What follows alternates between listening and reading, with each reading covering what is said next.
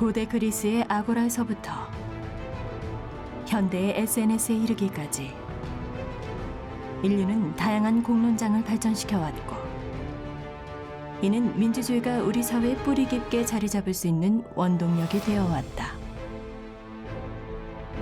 분열과 갈등이 날이 갈수록 심화되는 오늘날, 우리의 공론장은 어떻게 나아가야 할까? 그리고 어떻게 민주적 공론장을 구현할 수 있을까? 과거와 현재를 관통하는 명저들을 통해 민주주의를 만드는 사상들을 만나본다. 지금 우리가 살고 있는 민주사회를 만들어온 위대한 사상들을 만나보고 이를 통해서 우리가 앞으로 가야 할 민주주의의 방향에 대해서 모색해 보겠습니다. 민주주의를 만드는 사상들. 안녕하세요. 박혜진입니다. 자, 오늘 이야기 함께 나눠주실 세 분 모셨습니다. 안녕하세요. 안녕하십니까. 네.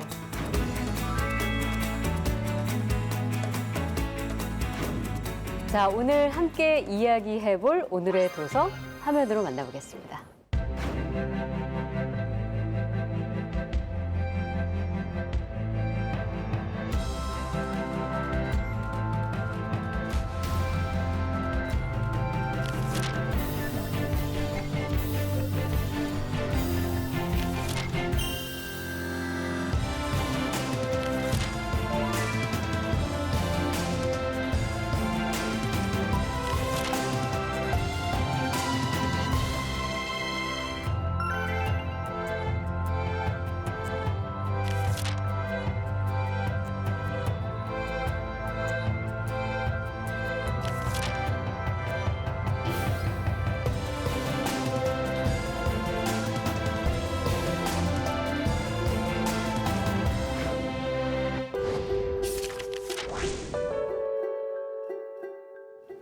네, 오늘 함께 이야기를 나눠볼 책은 위르겐 하버마스의 공론장의 구조 변동입니다. 발음을 제대로 한 거 맞죠? 위르겐 하버마스. 독일 사람들이 알아는 들을 것 같습니다. 독일어를 배우지 않은 관계로. 근데 미디어 관련자들은 하버마스를 굉장히 익숙하게 여긴다고 하는데 저는 여전히 낯선데 나 기자님은 어떠신가요? 네, 이게 뭐 물론 언론 공부하는 학생들이 이제 공부하면서 많이 배웠을 거고요. 언론이나 미디어에서는 어떤 이슈가 어떤 이유로 떠오르는지, 네. 그 이슈가 폭발력을 갖는 이유가 뭔지, 사람들은 거기에 대해서 어떻게 여론 형성을 하게 되는지를 늘 관찰을 합니다. 이때 이 하버마스의 공론장이라든지 의사소통 구조라는 이론이 상당히 도움이 되고요. 그리고 올해 연세가 90이 넘으셨는데 아직 생존해 계시죠. 네. 현 시대의 지성인이라는 점에서도 의미가 있는 것 같습니다. 20세기의 최고 스타라고 할 수 있죠. 그러니까 사실 한국은 주로 이렇게 영어권에 많이 좀 경도되어 있어서 영어로 글을 써야 알려지고, 사실 하버마스도 영어로 이제 번역되면서 전 세계적인 스타가 된 측면도 있는데요. 사실 20세기에 독일에서 국가대표 학자가 있다 그러면 뭐 당연히 이구동성으로 위르겐 하버마스를 이야기할 것이고요. 네. 이제 지금은 이제 말씀하신 것처럼 너무 연로하셔서 별로 이렇게 왕성하게 활동은 못하지만 20세기까지는 뭐 어떤 중요한 정치적 사안이 있다 그럼 늘 뭐 앞장서서 발언을 했던 그런 뭐 영향력 있는 학자였습니다. 네. 우리나라에도 꽤 오래되셨죠. 방문하셔가지고 그 강연도 하시고 그러셨던 네. 분으로 알고 있는데, 사실은 그 프랑크푸르트 학파라고 하는 그 2차 세계전 이후에 독일 학자들 중심으로 그 근대 사회의 어떤 비합리적인 행태에 대해서 비판을 했던 어떤 그 철학자, 사회학자 그룹이 있습니다. 거기에 마지막 세대라고 할 수 있는 사람이 바로 이 하버마스고요. 아까 말씀하셨던 것처럼 그 의사소통 행위론으로 굉장히 유명해졌는데, 의사소통 행위론이라고 하는 그 중요한 논의의 어떤 시작점, 출발점이 됐던 책이 오늘 저희가 다룰 그 책이라고 할 수 있을 것 같습니다. 네. 공론장의 구조 변동인데, 이 공론장이라고 하면 이제 사람들이 모여서 논쟁을 하고 있는 어떤 장의 모습이 연상이 되잖아요. 실제로 하버마스도 굉장한 논쟁가였던 걸로 알려지고 있습니다.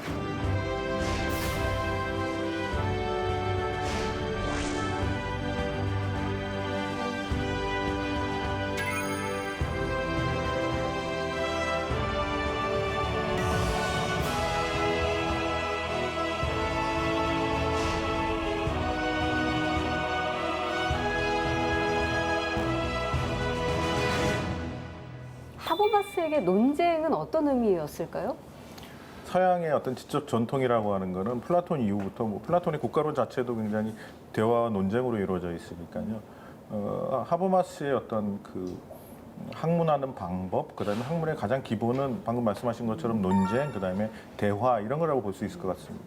보통 아무리 그 천재라 그럴까요? 아니면 인간이라면 한 사람이 모든 것을 다 이야기할 수 없지 않습니까? 네. 그 책을 쓰면은 타인에게 읽히고 독자가 읽고 거기에 대해서 피드백을 받으면서 더 발전시켜 나가는 것처럼 기본적으로 논쟁의 과정이라고 하는 것은 자신의 어떤 부족한 점, 그다음에 자신의 어떤 좋은 점 이런 것들을 타인과의 대화를 통해서 그 확장시켜 나가는 과정이라고 한다면 하버마스는 정확하게 그런 어떤 합리적인 대화를 통해서 자신의 어떤 지평을 넓혀갔던 사람이라고 볼 수 있습니다. 하버마스 영상을 찾아보면 발음을 좀 알아듣기 어려워요. 물론 제가 영어와 독어를 못해서 못 알아듣는 것도 있지만 확실히 발음이 부정확한데 그 이유가 어렸을 때부터 선천적으로 구순구 계열이라고 이렇게 윗 입술이 갈라지는 장애를 안고 태어났다고 합니다. 그러니까 어렸을 때부터 자신이 하는 말을 주변 사람들이 잘 못 알아들었겠죠. 반대로 하버마스 입장에서는 상대방이 내 이야기를 끝까지 들어주는 게 얼마나 중요한가를 네. 어렸을 때부터 체험을 하면서 자랐을 겁니다. 그래서 많은 학자들이 이렇게 하버마스가 뭐 소통이라는 주제, 특히나 포용적인 소통이라는 주제에 이렇게 천착하게 된 이유를 거슬러 올라가면 그런 개인사가 있지 않을까라고 이야기를 한다고 하고요. 또 한편으로는 이렇게 발음이 부정확한데도 계속해서 공개적인 논쟁을 보여줬다는 것 자체가 이 소통에 대한 하버마스의 믿음을 좀 보여주는 사례인 것 같아요. 네. 되게 하버마스의 그런 개인적인 요소가 분명히 영향을 주었을 텐데 우리가 지금 이 좁은 공간에서 이야기를 나눌 때에도 누군가가 말을 하면 이제 들으려고 하죠. 이런 지향성을 가지고 있죠. 그리고 동시에 저는 듣는 사람들이 알아들을 수 있도록 이야기하려고 또 노력을 하게 됩니다. 그렇죠. 그러니까 바로 이런 노력과 노력이 만나서 어떤 공통의 어떤 기반을 발견할 수 있다는 확신, 이걸 하버마스는 평생 잃지 않았던 것 같고, 네. 그러니까 상호성이 있는 거죠. 그렇죠. 그 예. 상호성이 계속해서 쌓이다 보면 뭔가 공동의 합의에 도달할 수 있을 거라고 하는 믿음. 그러니까 이 능력을 인간이 기본적으로 가지고 있다. 네. 이게 하버마스의 대전제인 것 같습니다. 그것이 바로 공론. 그것이 이제 공론으로 발전하게 되는 거죠. 그렇죠. 자, 그래서 오늘 저희가 들여다볼 이 책 공론장의 구조 변동, 논쟁을 이렇게 즐기고 또 인간의 합리적 이성을 믿었던 하버마스의 책인데, 자, 하버마스의 공론장의 구조 변동 좀 더 깊게 들여다보기 전에 이 책은 어떤 내용을 담고 있는지 좀 흐름을 잡아보고 갈까요? 네. 그 전체적인 흐름을 간단히 말씀드리면요. 그 정근대 시대의 그 과시적인 공론장에서 합리적인 부르주아의 탄생과 더불어 나타난 그 부르주아 공론장의 탄생, 그리고 거대 기업에 의해서 그 공론장이 침해당하면서 일어나는 공론장의 재봉건화 현상까지를 다룬, 다시 말해서 부르주아 공론장의 탄생과 변형의 역사를 다룬 책이라고 보면 될 것 같습니다. 네. 그런 의미에서 이 부르주아 공론장이라고 하는 것을 보는 하버마스의 시각이 되게 독특한데요.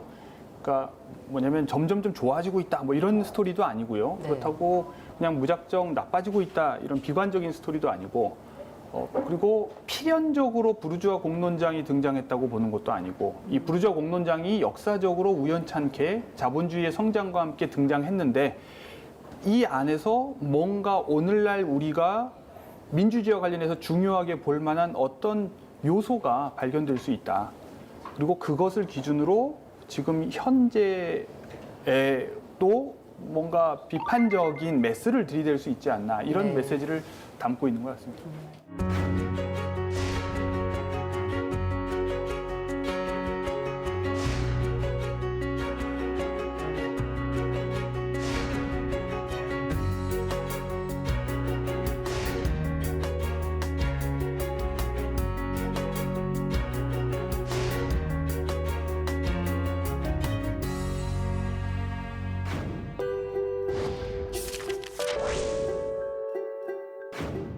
자, 이 책을 이해하기 위해서는 공론장이라는 개념을 먼저 알아야 될 것 같아요. 근데 이 공론장의 개념에는 아주 굉장히 다양한 다층적인 의미가 좀 함유가 돼 있는 것 같거든요. 어떻게 평가하세요? 사실 그 우리나라에 처음 이게 소개가 됐었을 때요. 영어로는 퍼블릭 스피어라 그래가지고 공공 영역으로 번역된 적도 있습니다. 근데 책에 나온 이 공론장에 대한 설명을 이렇게 유심히 보면은 사적인 개인이 공개된 곳에서 같이 모여서 자신의 개인적인 것뿐만 아니라 모두와 연결되는 그것이 바로 공이라고 하는 뜻이죠. 네. 그러한 주제를 가지고 같이 이야기하는 공간, 어떤 개인적인 은밀한 사적인 집안의 공간이 아니라 두 사람 이상, 세 사람 이상이 공적으로 모여서 공개된 곳에서 공적인 논의를 할 수 있는 그러한 장, 말씀하셨던 그러한 마당 이런 네. 것들을 공론장이라고 얘기할 수 있을 것 같습니다. 이게 조금 공론장이 확장된 형태에서 한국의 사례에 적용해 보면 어떤 걸 찾을 수 있을까? 네. 뭐 대표적인 건 뭐 광화문 광장 이런 걸 떠올릴 수도 있을 것 같고요. 요즘에는 청와대 국민청원 게시판을 통해서 사람들이 공론화하는 이슈가 이곳에서 시작하기도 하는 것 같아요. 네, 시대에 따라서 이제 공론장의 모습이 조금씩 변화해가는 걸 우리가 느낄 수가 있는데 하버마스는 그 책에서 먼저 부르주아 공론장의 개념을 이야기하고 있습니다. 절대주의 시대의 공론장은 좀 개념이 달랐을까요? 어떻게 그렇죠. 이제 받아들였을까요? 지금 하버마스가 특히 부르주아 공론장에 관심을 가지는 이유가 그 이전에는 그런 식으로 이렇게 일반 사람들이 말을 할 수 있는 기회도 없고 말을 할 수 있는 장소도 주어져 있지 않고 오히려 말보다는 시각적인 요소로 지배자가 자기를 과시하는 이제 이런 형태의 공론장이 훨씬 더 이제 지배적이었다는 거죠. 그것이 이제 아까 말씀하신 과시적 공론장. 그런데 자본주의가 발전하면서 상인들이 생겨나는 겁니다. 과거에 신분제 안에서는 자리를 가지고 있지 않은 상인들, 대부호들이 생겨납니다. 네. 이 사람들의 관심사는 정보죠. 새로운 따끈따끈한 뉴스입니다. 왜냐하면 당시 17세기 네덜란드에는 뭐 주식시장이 있을 정도였으니까.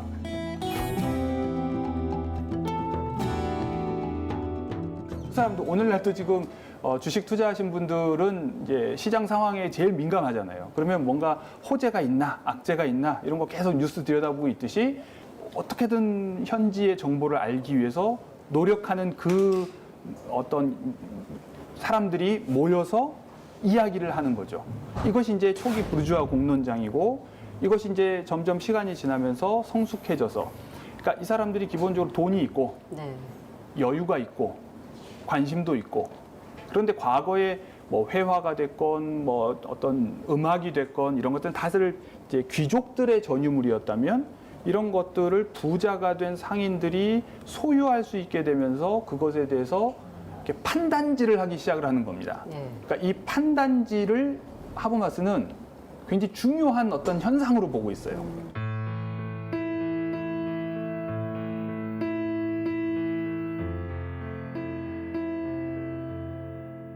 그렇게 해서 내가 더 정확하게 이해했네, 내가 해석한 이게 더 옳으네, 뭐 이건 이래서 좋고 이건 이래서 나쁘고 이런 얘기를 하는 이 현상에서 뭔가 어떤 민주주의와 관련 또는 정치적 발전 관련된 굉장히 중요한 포인트를 이제 보고 있는 겁니다. 네.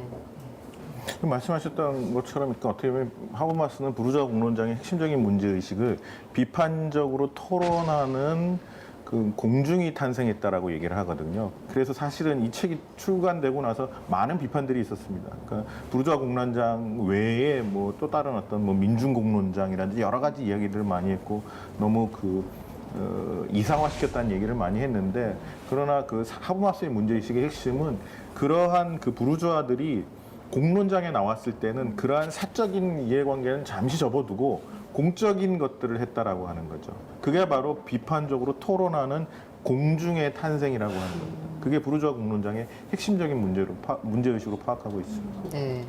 하버마스가 초기 공론장의 형태를 뭐 프랑스의 살롱, 그다음에 뭐 독일의 다과회, 영국의 경우에는 커피하우스를 들고 있는데 이 당시 커피하우스에 생산적인 토론을 하기 위해서 몇 가지 규칙이 있었다고 해요. 그래서 욕설을 하면 벌금을 내고 토론하다 싸우면 여기 와 있는 사람들한테 커피 한 잔씩 다 돌리기. 네. 되게 재밌죠.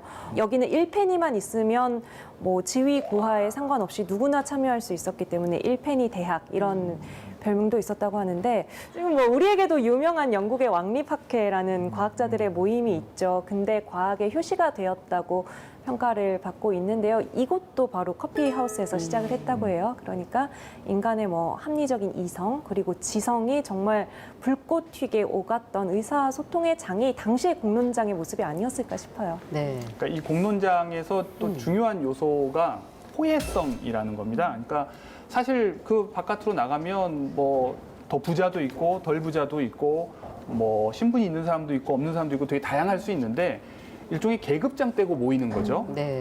그래서 그 안에서 어떻게 보면 상대방, 그러니까 모든 사람이 다 호혜적으로 발언의 권리를 누군가가 특별히 독점하거나 누군가는 말하고 누군가는 일방적으로 듣는 것이 아니라 동일하게 발언할 수 있는 그 권리를 부여하는 방식. 이것이 이제 굉장히 독특한 특징인데 이것이 여기서 이제 하버마스는 이상적인 담화 상황을 보고 있습니다. 네. 그 당시의 공론장의 모습은 그랬습니까? 이 하버마스의 이상대로 이루어졌나요? 하버마스 역시 이제 타임슬립해서 갔다 온 건 아니니까 네. 본인도 확신할 수는 없을 테고 이제 문헌 자료를 가지고서 추론을 하는 걸 텐데 그 이전의 시대와는 다르게 분명히 그랬고 그리고 동시에 그 동시대의 다른 어떻게 보면 사람들의 모임하고 비교해서도 매우 독특했다고 하는 거죠. 네. 공론장의 구조 변동에서 아주 중요하게 다뤄지는 부르주아 공론장의 형성에 대해서 먼저 알아봤습니다.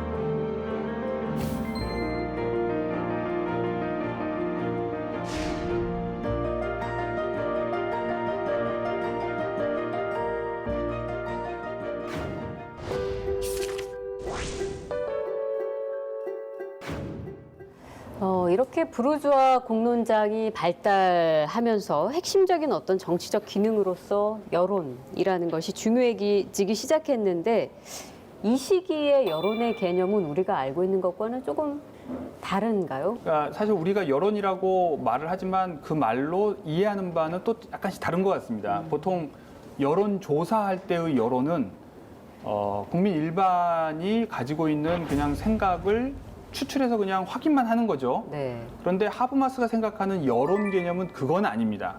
하버마스가 생각하는 여론은 뭐냐? 이것은 공론장을 거친 것을 하버마스는 생각을 하는 거고요. 네, 네.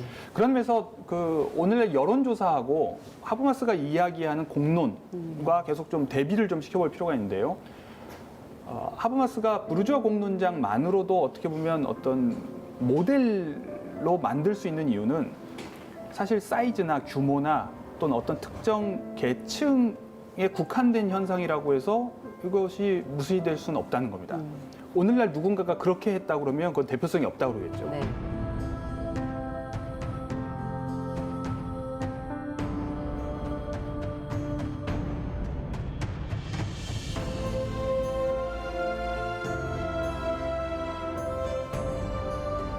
그런데 하버마스가 생각하는 것은 바로 공론이라고 하는 심사의 어떻게 보면 시험대를 거쳐서 그러려면 사람들이 자기의 어떤 사적 이익이나 이런 것들을 은밀하게 집어넣으려고 해도 다른 이익을 가진 사람이 금방 태클을 걸겠죠. 네, 네. 너 어느 회사에 주식 가지고 있어서 그런 얘기 하는 거지? 이런 얘기하면 바로 자기가 그 의견이 왜 옳은지를 또 입증해야 될 겁니다. 그렇죠. 이런 입증 책임을 지는 방식으로 의견을 주고받고서 도달한 결론.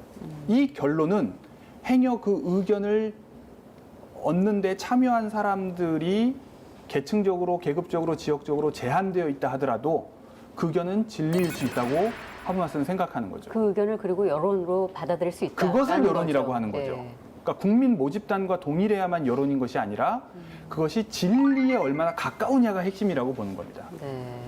그런 의미에서 일반 여론, 오늘날 한국말의 여론과 하버마스가 이야기하는 공론으로서의 여론 이건 좀 구분해 봐야 됩니다. 그러면 이 정치 권력에 영향을 그러니까 규제하는 힘으로써 영향을 주는 여론은 언제부터 그렇게 영향력을 발휘했다고 볼 수 있을까요? 그게 이제 입헌 정치의 등장과 맞물려 있죠. 예. 그러니까 그 전에는 이제 왕의 뜻이 곧 법이었죠. 옛날에 왕들 뭐 사극이나 뭐 외국 영화를 보면 뭐 짐이 곧 국가고 뭐 이러면서 그냥 호통치고 뭐 처벌도 하고 막 이런 식의 전제적인 정치가 뭐 난무했다면 이제 시대가 지나면서 점점 이제 왕의 권력이 이제 제한되고 예. 이제 어떤 그 상위의 법칙, 그 헌법에 입각해서 군주도 지배해야 된다는 생각으로 이제 바뀌어가기 시작을 합니다. 그러면 바로 이 왕조차도 복종해야 마땅한 그 헌법은 다시 무엇에 근거해야 하는가라는 질문이 나올 수밖에 없는 거죠. 그리고 하버마스가 주목하는 것은 부르주아 공론장이 등장하고 변화하는 과정에서 바로 이런 공론이 바로 이 헌법의 근거가 돼야 된다고 하는 아이디어들, 정년된 일반 의지가 어떤 정치적 판단의 기준이 돼야 된다. 이런 생각들이 점점점 이제 등장하고 그걸 요구하기 시작을 하게 되는 거죠.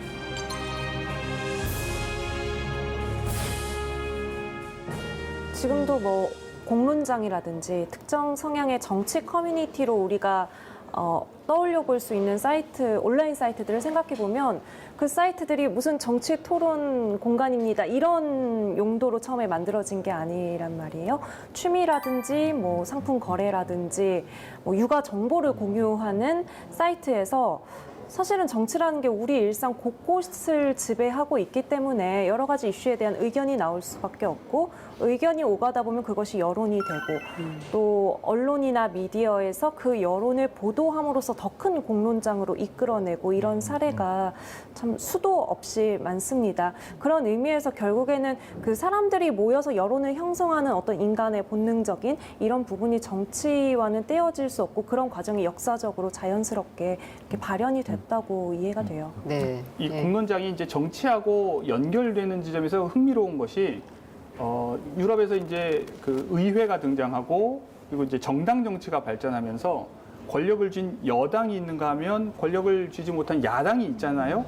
그럼 이제 야당이 여당에 맞서서 힘을 행사할 방법이 없어요. 그럼 유일하게 힘의 균형을 맞출 수 있는 방법으로 대중동원을 하는 겁니다. 그러면서 명분으로 내세우는 것이 여론을 반영해야 된다. 네. 국민들의 뜻을 반영해야 된다. 그러다 보니까 과거에는 매우 협소했던 공론의 장이 넓어지고 또 공론장에 참여할 수 있는 공중의 범위도 점점점 넓어지고 그러면서 오늘날 우리가 알고 있는 것 같은 어떻게 보면 전 국민에게 어떻게 보면 열려 있는 공중의 범위가 굉장히 이제 모든 사람으로 포괄되는 이런 변화가 일어나는 거죠. 그러니까 우리가 기본적으로 알고 있던 과거의 소규모 공론장에 그러니까 사적 개인들이 모였던 그 개인들이 공론장 안에서 공적 논의를 함으로 인해서 이렇게 정치 권력에까지 영향을 행사하는 이런 일련의 그 공론장의 변화 과정들을 보다 보면 아무래도 이제 사적 개인의 의견과 주장과 그 안에서 그 수렴된 여론이 공적 영역에 영향을 미친다는 것은 이제는 긴장 관계가 형성될 수밖에 없다. 이렇게 자연스럽게 이렇게 이어지게 되거든요. 실제로 어떻습니까? 처음에는 그렇게 여론이 정치에 영향을 행사하려고 했을 때 정치를 하는 사람 입장에서 되게 불편했을 거예요. 예. 그때 이제 여론을 부정시하는 입장은 하나는 통치라고 하는 것은 원래 비밀스러워야 해. 왜냐면 안 그러면 적국이 우리가 뭘 하는지를 다 알고 있으면 위험해지잖아요. 카드놀이를 할 때에도 자기 패를 남에게 이렇게 보여주면서 하지는 않잖아요. 네네. 그것처럼 비밀이 있어야 되는 건데 그걸 국가 공개하라고 차원의 하면, 전략이야. 네, 예. 이렇게 모든 사람에게 공개하고 또 모든 사람의 판단을 또 그걸 그대로 받아들인다고 하면 남과의 경쟁에서 나는 뭔가 좀 불리하다 이렇게 이야기하는 것도 있고 또 하나는 일단 또 여론을 믿을 수 없다. 또 어중이 떠중이 아무나 다. 그 여론들이 정련되지 못했다. 뭐 이런 여러 가지 오해와 또는 또 타당한 양면성이 있는 거죠. 네. 그것들이 한 100년 이상 지속되면서 오늘날 우리가 생각하는 관계로 변해온 겁니다. 그래서 이 하버마스는 이 공론장의 구조 변동에서 공론장의 가장 핵심적인 역할을 그 책에 나오는 말로 하자면 의지, 그래서 라틴어로 볼룬타스라 그러는데 그 전에 나타났던 어떤 왕정이라든지 권력자의 의지가 관철되는 그런 공간, 정치 공간이 아니라 라치오라고 하는 어떤 공론장 참여 구성원들의 합리적인 의사소통을 통해서 나타나는 이성적인 그 담론 상황 속에서 서로 논의를 하는 거죠. 그게 가장 중요하다고 생각을 합니다. 네. 예. 그래서 공 교수님께서도 말씀하셨지만 이 여론이라는 게 이 두 가지가 항상 그 공존을 하거든요. 이 의지 작용이냐 아니면 이성적 작용이냐. 그러나 무엇을 관찰하기 위해서는 자꾸 그 의지의 작용을 얘기를 많이 하는데 하버마스는 의지의 작용보다 더 중요한 거는 그 공론장 참여 구성원들의 어떤 합리적인 의사소통이라든지 비판적 그 담론을 대화를 통해서 토론을 통해서 나타나는 그런 문제들, 합의들 이런 것들을 굉장히 강조를 많이 합니다. 이 공론 여론이 정치 권력에 영향을 미치기 때문에 아주 밀접하게 관련이 있기 때문에 또 중대한 정치적인 문제를 또 야기할 수도 있는 거 아닐까요? 그러니까 하버마스가 이 공론장을 주목하는 이유는 그것이 단순히 정치적 권력의 정당성만 제공하는 것이 아니라 동시에 정치 권력을 합리화하는 측면이 있기 때문인데 네. 그러려면 공론장이 공론장 나와야 하고 근데 공론장답지 않은 형태의 뭔가 왜곡된 여론에 또 정치 권력이 휘둘리게 되면 합리적 결정으로 이어질 수가 없게 되는 그렇죠. 거죠. 그런 의미에서 굉장히 위험한 악순환을 낳을 수도 있어서 그러니까 여론이 가지고 있는 힘이 큰 만큼 예. 그 여론이 얼마나 건전한가 이것도 굉장히 우리가 주목해 봐야 될 겁니다. 네. 하버마스는 뭐 이런 여론 형성 관련해서 그 살론과 같은 그런 공론장에서의 대화와 더불어서 신문이나 말씀하셨죠. 예, 잡지 같은 미디어 역할이 굉장히 중요하다. 이 부분도 언급을 하고 있습니다. 미디어의 등장과 함께 그 공론장에 또 어떤 영향들이 있었을 것 같은데 어떤 변화를 가져오게 되나요? 미디어, 특히 매스미디어로 할 수 있는 어떤 대자본에 의한 미디어의 장악 현상으로 그러니까 그 공론장이 예전처럼 어떻게 말하면 그 여론을 생산하는 주체에서 소비하는 주체로 변화가 된다는 거죠. 네. 그러니까 정근대 시기에 아까도 말씀드린 것처럼 그 과시적, 전시적 공론장이었다면은 이 부르주아 공론장이 매스미디어화되면서 방금 말씀하신 소비하는 주체로 생산하는 주체에서 소비하는 주체로 변화되면서 매스미디어도 거대한 자본을 통해서 전시하는 생산품을 그러니까 자본주의적 상품을 그러니까 전시하는 과시적인 공론장이 되고 일반적인 대중들은 그거를 소비만 하는 굉장히 그 주체에서 수동적인 그러니까 비판적인 공중에서 수동적인 공중으로 대중으로 변하게 되는 그러한 현상에 대해서 굉장히 신랄하게 이야기를 하고 있습니다.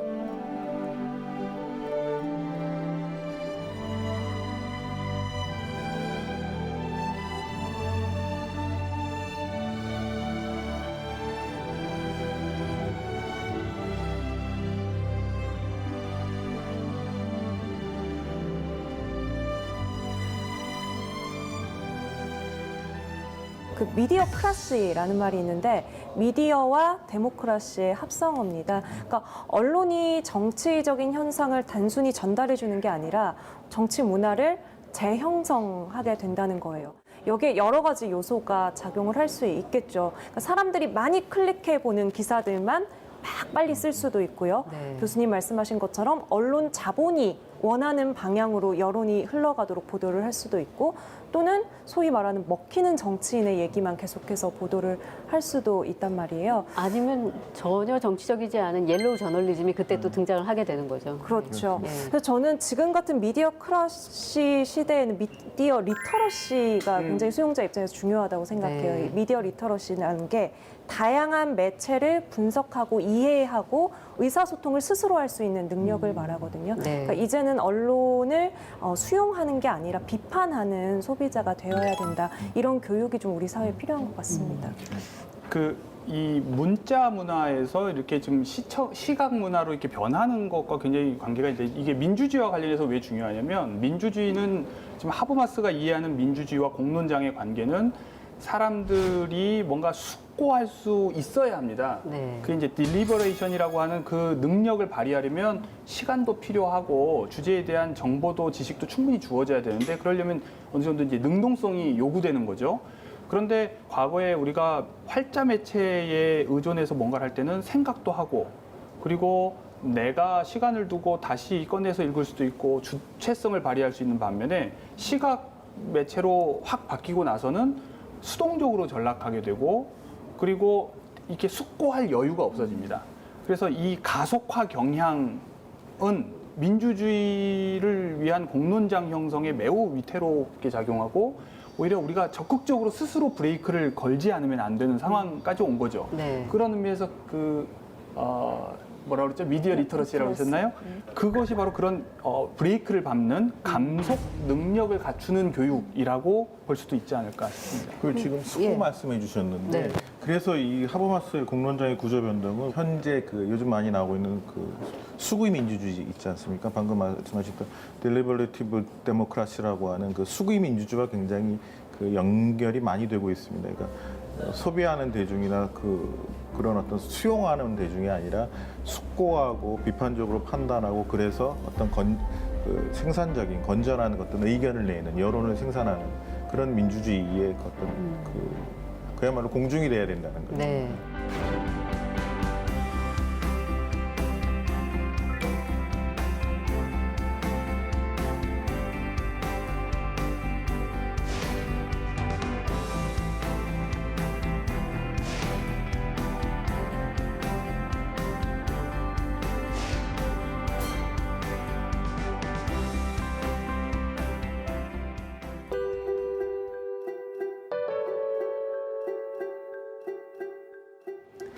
하버마스의 이 공론장 모델이 어떤 서유럽의 그 역사성을 또 시공간적인 그 어떤 역사성을 바탕으로 하기 때문에 한국 사회와 역사 그리고 한국 사회와의 그 거리감을 감안을 하더라도 그래도 우리 사회 내에서 지금 공론장은 어떤 모습인가 조금 평가해 볼 수 있을 것 같거든요. 교수님은 어떻게 보세요?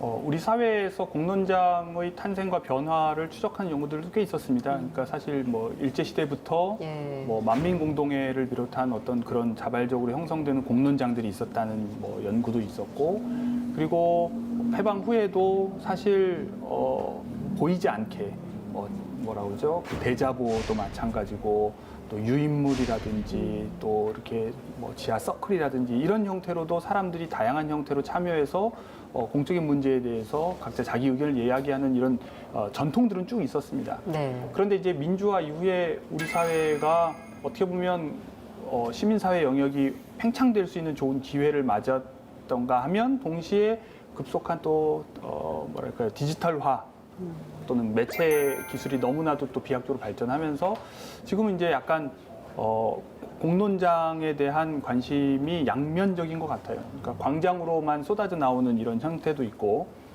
이럴 때는 사람들이 이제 굉장히 긍정적으로 보죠. 한국 사회 공론장이 아직도 건강하게 살아있다. 그리고 네. 또 디지털 공론장과 이런 오프라인 공론장이 또 유기적으로 또 연결되어 있는 모습을 보여주기도 하고요. 뭐 예를 들면 촛불 집회가 그렇습니다. 이해가 되겠네요. 예. 그래서 이런 가능성을 보여주는 측면도 있고 또 약간은 불안한 모습을 보여주기도 하는 것 같습니다. 불안한 모습 뭐 대표적으로 가짜 뉴스가 아닐까 그렇죠. 싶어요. 네. 그러니까 이게 정말 딜레마인 거예요. 그러면 이런 가짜 뉴스를 좀 차단하기 위해서 인터넷 공간의 개방성을 약간 제약하고 표현의 자유에 어떤 한계를 두어야 되는가? 그건 또 아닌 것 같잖아요. 그렇다고 해서 이 합리적인 토론이 이루어져야 될 공론장에 비합리적인 또는 사실이 아닌 것들이 사실처럼 뿌려지면서 사람들의 건전한 판단을 흐리게 하는 건 또 어떻게 해야 될 것인가. 이 부분이 참 딜레마인데요. 그러니까 이런 말을 하버마스가 인터넷은 원심력을 만들어낸다라는 말을 했는데, 그러니까 이 공론장이 인터넷이라는 환경을 만나면서 이렇게 분열의 가능성이 있다는 지점을 미리 지적을 했던 것 같아요. 방금 이제 나 기자님이 그 지점을 지적해 주셨기 때문에 우리 김 교수님 준비하고 계셨는데 그러면 우리 사회는 어떤 공론장이 필요한가? 뭐 어떻게 좀 변화해 가야 되는지 교수님부터. 예. 네, 어렵죠. 다들 말씀하신 제가 제대로 이해했다면은 참 어려운 상황이라는 것 같아요. 맞아요. 딜레마적 상황이고요. 뭐 자본주의가 계속 발달하면서 거대 자본이 어떤 우리의 삶을 끊임없이 어떤 통제라 그럴까요? 아니면 우리와 같이 있는 부분은 어쩔 수 없는 부분이 있는데 그러면서도 말씀하신 부분들 중에 희망적인 거는 소규모 뭐 북클럽이라든지 어떤 그 의식 있는 분들의 소규모 공론장이 계속해서 생기는 거는 굉장히 그 의미 있는 작업인 것 같습니다. 그렇지만 그 둘 사이에서 거대 매스미디어화된 어떻게 보면 자본에 이렇게 많이 그 영향을 받는 매스미디어와 그렇지 않고 어떤 비판적이면서 독립된 공론장 간의 서로 상호작용 이거를 잘 해줄 수 있는 부분이 필요한데 그건 아마 시민사회와 국가 영역에서 같이 해줘야 되겠죠. 그러면서 가장 그 하버마스로 다시 돌아가면 하버마스의 부르주아 공론장의 가장 핵심적인 문제의식은 부르주아해야 된다는 거거든요. 네. 그러니까 먹고 살 정도로.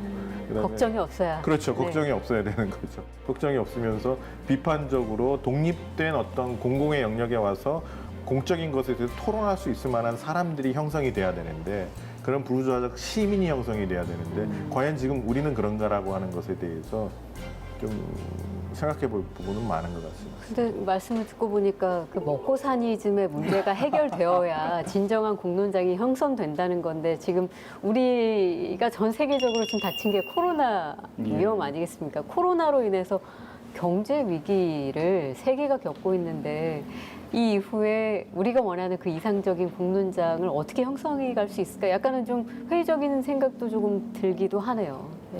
그런데 또 다른 한편으로는 예. 그러니까 가난한 사람은 불가능한 거냐 또 이렇게 네. 볼 필요만은 없는 게 기본적으로 하버마스가 강조하고 있는 부분은 이제 토론을 통해서 이렇게 합의에 도달하는 겁니다. 그러니까 지금 유튜브나 이런 가짜뉴스의 가장 큰 문제는 이른바 필터 버블이라고 하죠. 그래서 자꾸 보고 싶은 거, 듣고 싶은 것만 듣고 그래서 편견을 계속 강화하는 쪽으로만 작동을 하는 건데 이 논쟁적인 토론 문화가 더 활성화돼서 시시비비를 가리려고 하는 어떤 그런 논쟁들, 그런 대화들이 자꾸 이루어져야 하고 네. 동시에 그때 자기의 구체적이고 특수한 조건에 함몰되지 말고 자기가 하는 주장을 보편적으로 타당한지를 스스로도 좀 생각해보는 네.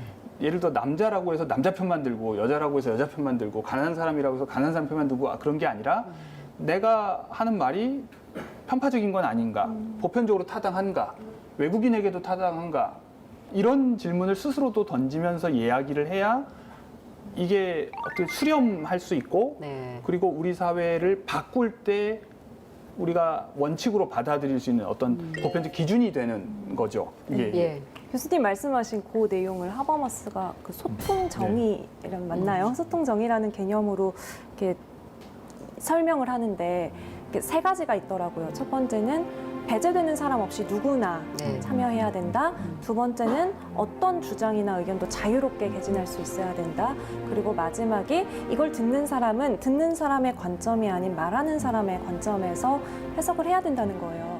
그런데 과연 우리 사회가 전통적으로 이렇게 공동체가 우선되고 위계서열이 강조된 사회에서 그런 대화가 그동안 가능했었느냐는 거죠. 그러니까 내가 어떤 나의 의견을 개진했을 때 듣는 상대방은 나이도 어린 게 건방지게 라는 반응이 돌아오기가 일수인 게 우리 사회란 말이에요. 네. 그래서 이 말씀하신 내용을 우리는 조금 다른 나라와 달리, 다른 문화와 달리 이런 문화일수록 좀 의도적으로 학습하고 훈련하고 좀 그런 노력이 사회적으로 필요한 것 같아요.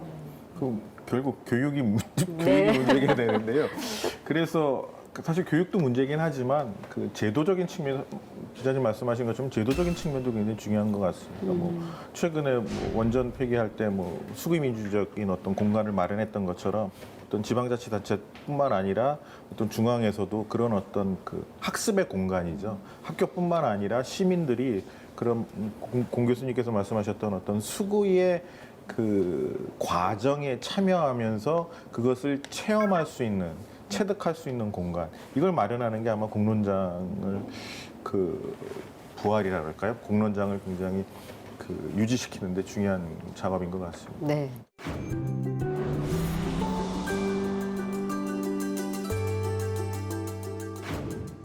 이 하버마스의 공론장의 구조 변동이 결과적으로 하고 싶었던 이야기, 핵심적인 메시지랄까요? 짧게 정리해 주신다면.